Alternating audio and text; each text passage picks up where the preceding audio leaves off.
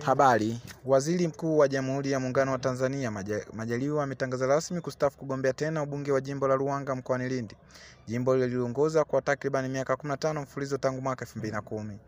Kwa mujibu wa vyanzo vya habari na Waziri Mkuu, uamuzi huo umetokana na tafakari ya kina, mashauriano ya karibu na wanachama na wazee wa Ruangwa, ambapo Majaliwa ameamua kuweka kando nia ya kuwania tena nafasi hiyo licha ya kuwa awali alitangaza bungeni tarehe 26 Juni 2025 kwamba atagombea tena.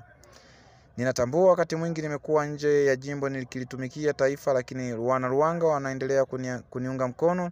Nitumie nafasi hii kusema asante sana, na ninamuomba Mwenyezi Mungu azidi kuimarisha mshikamano uliopo kati yetu sote, alinukuliwa akisema bungeni wiki iliyopita. Wachambuzi wa siasa wameita uamuzi huo kuwa wa busara na wakiungwana, hasa ukizingatia kuwa Majaliwa amehitimisha pia kipindi chake cha miaka 10 kama waziri mkuu wa tangu alipoteuliwa mwaka 2005 na aliyekuwa rais wa awamu ya 5 hayati John Magufuli.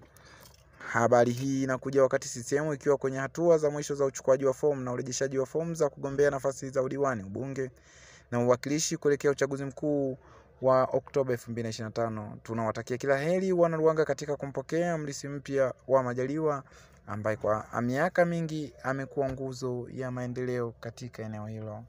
Nikiripoti kutoka mkoani Songwe, Mikael Makasege, Kankono TV, Songwe.